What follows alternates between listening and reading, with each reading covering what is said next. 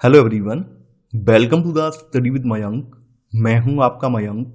हम लोगों की यहां पर क्लास 12 की एनसीईआरटी फाइन आर्ट्स की किताब चल रही है। आज आपका इसी क्रम में चैप्टर नंबर 4 है।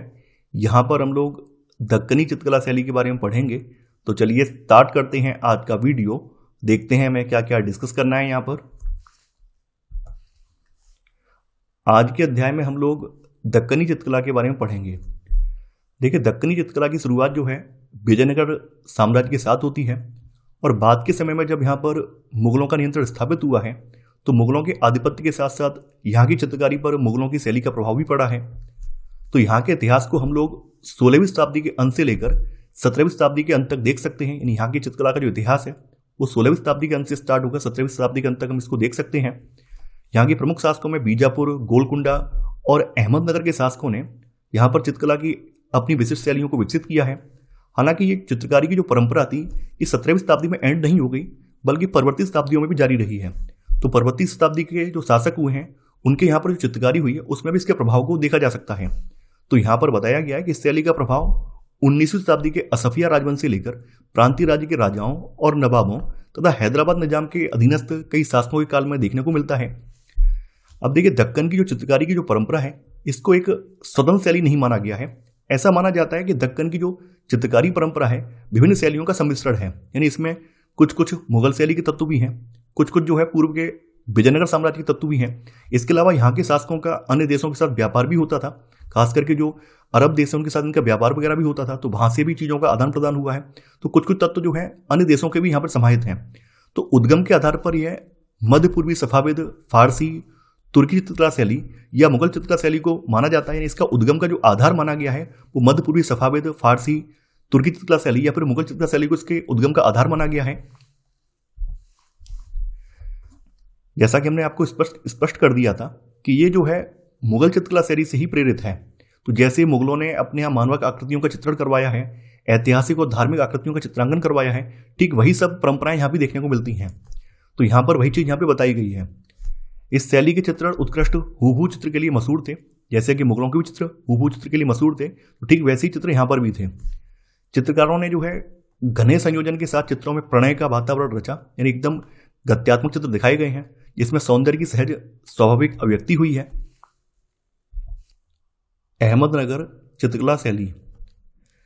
दक्कनी चित्रकला शैली के शुरुआती उदाहरण हम लोग अहमदनगर के हुसैन निजाम शाह प्रथम, जिनका शासनकाल 1553 से लेकर 65 के बीच में है, इनके कविता संग्रह में हम लोग देख सकते हैं।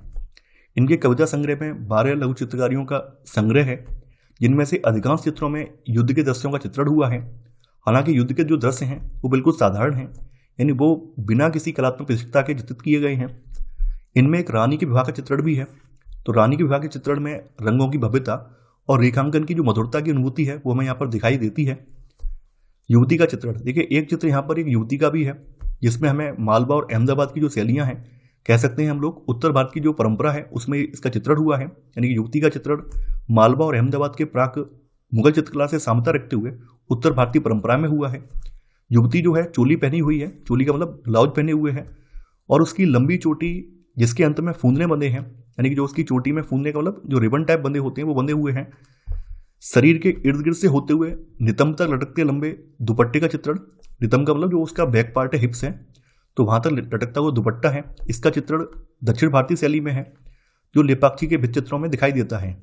लेकिन लेपाक्षी मंदिर के जो भित्ति चित्र हैं उनमें जो भी दुपट्टा है वो औरत के बैक साइड में पूरा कवर करता है, नीचे तक जाता है। तो उसी प्रकार का चित्रण इसका हुआ है। इस चित्र की जो रंग योजना है वो व्यापक रूप से मुगल चित्रशाला से प्रेरित है। इसके अलावा ऊंचा उठा हुआ वृत्ताकार क्षितिज, जैसे क्षितिज का मतलब ऊपर का जो आकाश, सुनहरे आकाश का चित्रण, ये फारसी प्रभाव में प्रदर्शित करता है।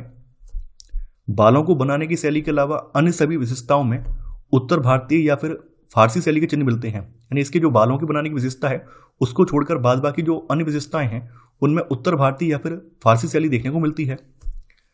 इसके अलावा यहाँ पर जो पुरुषों की वेशभूषा है, चित्रों में पुरुषों की जो वेशभूषा दिखाई गई है वो निश्चित रूप से उत्तर भारतीय शैली के अनुरूप है। कुछ कुछ चित्रों में छोटी पगड़ी का चित्रण भी हुआ है। तो छोटी पगड़ी का चित्रण भी प्रारंभिक अकबरी लघु चित्रकारी के प्रभाव में है। अकबर के टाइम की जो लघु चित्रकारी है उसके प्रभाव में है, जो 1567 की गुलिस्तां के चित्रों में दिखाई देता है। यानी यहाँ पर एक चित्रकारी का एक संग्रह गुलिस्तां उसके चित्रों में दिखाई देता है। तो गुलिस्तां के चित्रों को बुखारा के चित्रकारों ने चित्रित किया है। बुखारा एक जगह है जो वहाँ के चित्रकार हैं, तो गुलिस्तां का जो संग्रह है चित्रों का उसे जो है बुखारा के चित्रकारों ने चित्रित किया है, जो कि बुखारा शैली में चित्रित किए गए चित्र हैं। तो यहाँ पर बताया गया है कि इसके बारे में एक प्रमाण हमें एक चित्रकार हुए हैं, चित्रकार यूसुफ, इनके द्वारा हस्ताक्षरित एक पांडुलिपि है, उसमें इसका प्रमाण देखने को मिलता है कि ये जो चित्र हैं ये बुखारा शैली में बने हुए हैं। तो चित्रकार यूसुफ ने ये पांडुलिपि जो है इब्राहिम आदिल शाह को समर्पित की है। इसमें इसके बारे में चित्र संग्रह के बारे में बताया गया कि गुलिस्तां कैसे चित्रित किया गया है। इस पांडुलिपि में 7 लघु चित्रकारी हैं जो पूरी तरह से उस समय की बुखारा शैली में चित्रित हैं। यानी यहाँ पर जो गुलिस्तां वाला संग्रह है वो बुखारा शैली में चित्रित किया गया संग्रह है। अब है बीजापुर चित्रकला शैली। देखिए 16वीं शताब्दी के बीजापुर के चित्रों में 1570 ईस्वी का चित्रित विश्वकोश नुजूम अल उलूम ये काफ़ी ज़्यादा महत्वपूर्ण है। इसके 876 लघु चित्रकारियों में कई चित्र पात्र यानी कि बर्तन, अस्त्र शस्त्र और नक्षत्र के हैं। इनमें नारियों का जो चित्रण है वो रागमाला चित्रकला की तरह लंबा और पतला हुआ है, जबकि नारियों की वेशभूषा जो है दक्षिण भारतीय वेशभूषा में इनको दिखाया गया है। बीजापुर चित्रकला शैली को अली आदिल शाह प्रथम, जिनका शासनकाल 1558 से लेकर 80 के बीच में है, और उसके उत्तराधिकारी इब्राहिम द्वितीय, इनका शासनकाल 1580 से लेकर 1627 के बीच में है, इन दोनों ने संरक्षण प्रदान किया। इब्राहिम द्वितीय जो है भारतीय संगीत के अच्छे खासे जानकार थे, भारतीय संगीत के मर्मज्ञ थे, और इन्होंने भारतीय संगीत पर नौरसनामा पुस्तक भी लिखी। इसके अलावा इब्राहिम द्वितीय जो है जो चित्रित विश्वकोश है नुजूम अल उलूम, इसके भी लेखक थे। इनके ही आधिपत्य में संभवतः 1590 ईस्वी में रागमाला श्रृंखला जो है प्रमाणित हुई है। यानी इनके टाइम में ही रागमाला श्रृंखला के चित्र जो है बनाए गए हैं और इन्होंने प्रमाणित भी किए हैं। देखिए बीजापुर का अन्य देशों के साथ भी संबंध रहा है। तो बीजापुर का तुर्की से संबंध उस श्रृंखला के अंतरिक्ष संबंधी चित्रों के चित्रांकन में देखने को मिलता है। रागमाला के आध्यात्मिक और भाव पक्ष से जो संबंधित चित्र हैं उनमें भारतीय प्रभाव देखने को मिलता है, जिनमें लेपाक्षी शैली की झलक दिखाई देती है। देखिए लेपाक्षी शैली के जो भित्ति चित्र हैं तो उन भित्ति चित्रों में जिस प्रकार के चित्र बनाए गए हैं ठीक वैसे ही चित्र जो है रागमाला के जो चित्र चित्रित किए गए हैं उन चित्रों में वो झलक दिखाई देती है। इन चित्रों में समृद्ध तीखे रंग, वेगपूर्ण रेखाएं और सहज संयोजन का प्रयोग हुआ है। इसके अलावा यहाँ पर एक चित्रकारी का संग्रह और है जो कि समृद्धि का सिंहासन के नाम से जाना जाता है। तो समृद्धि का सिंहासन 7 खंडों का प्रतीकात्मक खाका है, जैसा कि आप यहाँ पर देख पा रहे हैं। ये 7 खंडों का प्रतीकात्मक ये खाका है। प्रत्येक खाके में इनके निवासी हाथी और शेर से लेकर खजूर के वृक्ष, तोते और आदिवासी जनजाति लोग इसमें अंकित किए गए हैं। इस पृष्ठ की रंग योजना पूरी तरह से इस्लामिक फारसी शैली में है। यानी यहाँ की जो रंग योजना है वो पूरी तरह से इस्लामिक फारसी शैली में देखने को मिलती है। सिंहासन के ऊपरी हिस्से में पेड़ पौधों का चित्रण गहरी नीली पृष्ठभूमि के विरुद्ध दक्षिणी शैली में चित्रित फूल पत्तियों से घिरा हुआ है। देखिए यहाँ पर बताया गया है कि यहाँ पर जो सिंहासन का जो ऊपरी हिस्सा है, जो आप ये वाला हिस्सा देख पा रहे हैं, तो यहाँ पर आप देख पा रहे हैं इसके नीचे जो चित्रण आप देख पा रहे हैं ये बिल्कुल गहरी नीली पृष्ठभूमि के विरुद्ध हुआ है। दक्षिणी शैली में फूल पत्ती यहाँ पे बने हुए हैं। कहने का मतलब यहाँ पर ये कि यहाँ पे पेड़ पौधे नहीं दिखाए गए हैं, पेड़ पौधों की जगह यहाँ पर फूल पत्ती दिखाए गए हैं। सिंहासन में आप देख पा रहे हैं फूल पत्ती यहाँ पर दिखाए गए हैं। सिंहासन के दोनों ओर पेड़ पौधों का ये रूढ़िबद्ध चित्रण 16वीं शताब्दी के गुजराती पांडुलिपि चित्रों के हाशियों के चित्रण से मिलता जुलता है। यानी यहाँ पर बताया गया है कि यहाँ पर दोनों ओर जो फूल पत्ती का चित्रण किया गया है ये कुछ कुछ गुजराती पांडुलिपि के जो चित्रण है उससे कुछ कुछ ये मिलता जुलता है। इसके अलावा यहाँ पर चित्रकला की एक अन्य विषय वस्तु योगिनी का चित्र है। योगिनी का मतलब एक ऐसी स्त्री जिसने योग के द्वारा अपने मन, वचन या फिर अपने पूरे जीवन पर संयम बरत लिया हो, संयम रख लिया हो, उसको योगिनी कहा जाता है।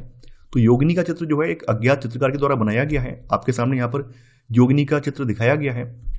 योगिनी की आकृति के अनुरूप चित्रकार ने यहाँ पर लंबवत संयोजन को चुना है। लंबवत का मतलब यहाँ पर जो स्त्री है योगिनी जो खड़ी मुद्रा में दिखाई गई है। योगिनी जो है ये मैना चिड़ियों के साथ कीड़ारत है। मैना चिड़िया से बात कर रही है, इसके साथ ये कीड़ारत है। योगिनी के सिर पर बालों का ऊंचा जूड़ा है। इसके सिर पर आप देख पा रहे हैं यहाँ पर बालों का एक ऊंचा जूड़ा है जो उसे और अधिक लंबा दिखा रहा है। इसकी वजह से ये दिखने में और ज्यादा लंबी लिख रही है। अब देखिए यहाँ पर राग हिंडोल की रागनी पथमास्का का एक चित्र दिखाया गया है। कुछ अध्येताओं का मानना यह है कि यह बीजापुर से संबंधित है। राग हिंडोल की रागनी पथमास्का का जो चित्र है यह भारतीय संगीत विधा के रागमाला परिवार का एक महत्वपूर्ण भाग है जो कि लगभग 1590 से लेकर 95 के समय के पूर्व का है। यहाँ पर जो चित्र है इस चित्र में फारसी प्रभाव स्पष्ट रूप से देखा जा सकता है और यह प्रभाव इसके 2 गुंबदों पर जो बेलबूटे का काम है उसमें दिखाई देता है। हालांकि देखिए यहाँ पर इसके जो 2 गुंबद हैं वो दिखाई नहीं गए हैं, केवल यहाँ पर एक गुंबद आप देख पा रहे हैं, तो इसके गुंबदों पर ये प्रभाव दिखाई देता है।